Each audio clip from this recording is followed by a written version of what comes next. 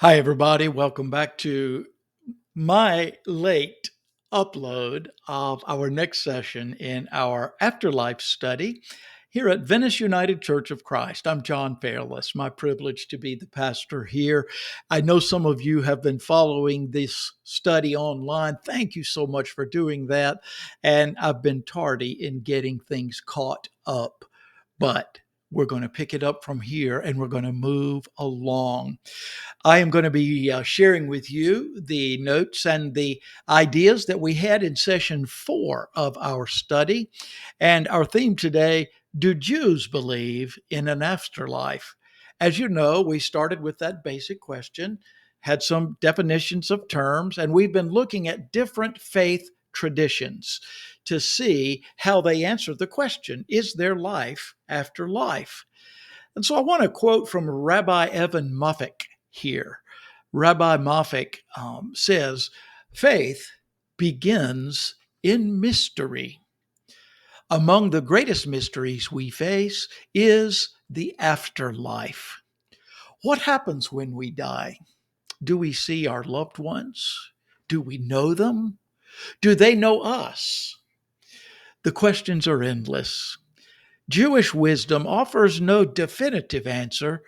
We can, however, identify several core teachings. And let me give you the 5 things that Rabbi Moffick says. Number 1, there is an afterlife. Texts from every era in Jewish life identify a world where people go when they die. In the Bible, it's an underworld called Sheol. In the rabbinic tradition, it's known by a number of names, including the Yeshiva Shel Malah, the school on high. The Hebrew word for skies, shamayim, also came to refer to heaven. Secondly, heaven has an open door policy. Heaven is not a gated community. The righteous of any people and faith have a place in it. Our actions, not our specific beliefs, determine our fate. No concept of hell exists in Judaism. The closest we get is the fate of an apostate, a person who renounces God and faith and morality in this world, and who is said to be cut off from his kin. Third, the afterlife can take many forms. Professor A.J. Levine expresses this truth most eloquently. Jewish beliefs in the afterlife are as diverse as Judaism itself. From the traditional view, expecting the unity of flesh and spirit united in a resurrected body, to the idea that we live on in our children and our grandchildren, to a sense of heaven, perhaps, she says, with lox and bagels rather than harps and halos. Fourth, the afterlife is here on earth. One strand of Jewish thought sees heaven as a transitory place where souls reside after death. They reside there until they reunite with their physical bodies at the time when the Messiah comes. This approach differs from reincarnation, since the return to life happens only in the Messianic era, not as a regular occurrence, as we saw in Hinduism. And number 5, we live on through others. The Reformed Jewish prayer book expresses this idea through the metaphor of a leaf and a tree. A leaf drops to the ground, but it nourishes the soil so that more plants and trees spring up. Well, the same thing is true in our lives. We nourish the future through the influence we have on those who follow us. And that can happen in unimaginable ways.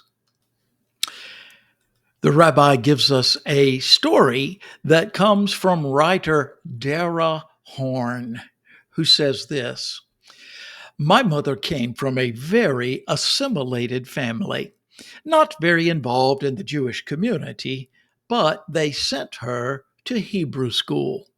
And she was inspired by one of her Hebrew school teachers.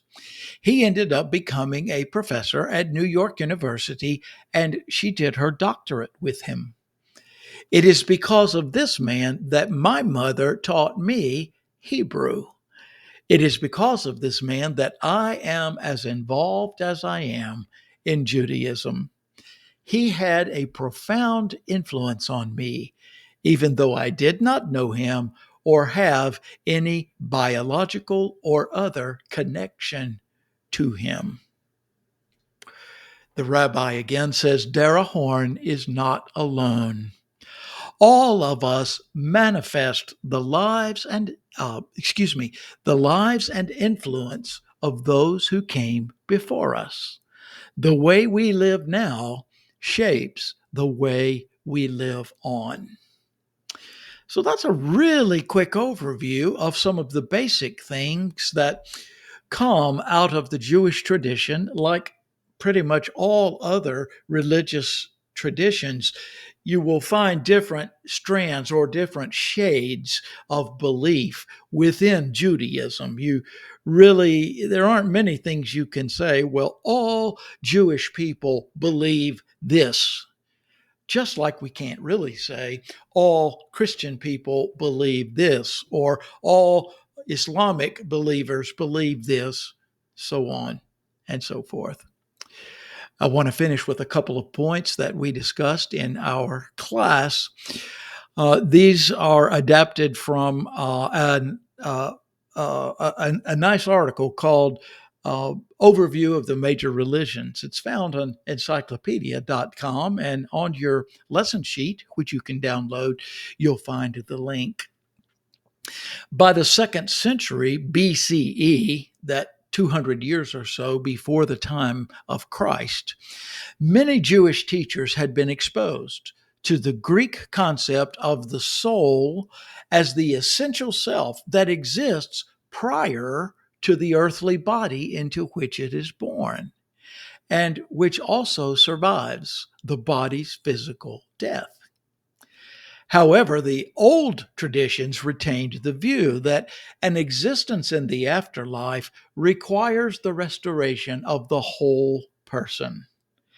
As Jewish thinking on the afterlife progressed from earlier beliefs, a school of thought arose maintaining that during the arrival of the Messiah, God would raise the dead to life again and would pass judgment on them, rewarding the righteous and punishing the wicked.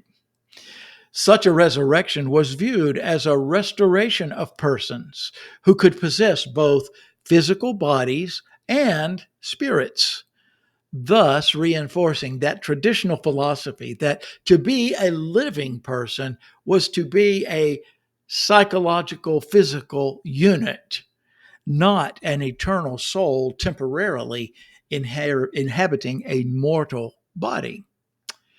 More often, the references to a judgment of the dead in Judaism recall the scene in the seventh chapter of the book of Daniel, in which the Ancient of Days opens the books of life and passes judgment on the kingdoms of the earth rather than on individuals. Just a couple of things to point out in that was kind of a long paragraph, a long run, is to note that Jewish thinking, like pretty much all human thinking, and in our course that we did here in the spring, we looked specifically at how our human experiences and our human thinking tends to shift over time. And things that were written 1,000 years ago may not read or may not be thought of exactly the same way as they were even 200 years or 500 years or now 1,000 years later in our time. And so we see this development in Jewish thought, moving from there's a place where the dead go, and honestly, in the earliest Judaism, there wasn't much thought beyond that. Then there becomes the idea that Messiah will come and God will raise people up and would pass judgment on lives. And finally, we get this idea in very late Judaism. That's the book of Daniel, for instance, written probably 200 years or so before the time of Christ, where the idea of the books, name people's names are written down in books, and there'll come a time when everyone is resurrected and judgment will be made according to what's written in the earth. And that's for all of the nations, all of the kingdoms, not necessarily individual people, one at a time. Well, let's finish with this. According to some circles of Jewish thought, the actual day of judgment, Yom Hadin, the resurrection of the dead, will occur when the Messiah comes. On that day, both Israel and the Gentile nations will be summoned to the place of judgment by the blowing of a great shofar. It's the ram's horn. I wish I had a shofar here. I actually got to blow one day in a service, and my old skills as a trumpet player, I guess, helped that. But again, they see this vision on the day of judgment. The great shofar will be blown and will awaken people from their spiritual slumber. Elijah the prophet will return and set about the task of reconciling families who have become estranged. The day when the Lord judges, often called the day of the Lord, will be dark, very dark, without a ray of light. The prophet Amos said that in chapter 5, verse 20. Those who have maintained righteous lives and kept their covenant with God will be taken to the heavenly paradise. Those who have been judged as deserving of punishment for their misdeeds will be sent to Gehenna to stay there for a length of time commensurate with the seriousness of their transgressions. Now, Gehenna is a very interesting word. We're going to have a session, just I think a couple of sessions from now, where we talk in detail of what in the world this place called Gehenna is, how it developed out of the Hebrew scripture and Jewish thought, how it came to be translated in English versions of the New Testament as hell, and the differing ways of seeing. There are different views as to what the word Gehenna, which is used in both Hebrew scripture and Christian scripture, just what exactly does that mean? This has been a quick overview. I hope it's been helpful. Again, you can download the notes just below this video, and always love to hear from you in an email or in a text, any way you'd like to. And again, if you ever want to come and join us live, we meet on Wednesdays at 10 a.m. in the conference room, which is in the fellowship hall of our church here, Venice United Church of Christ. We'll see you all again next time.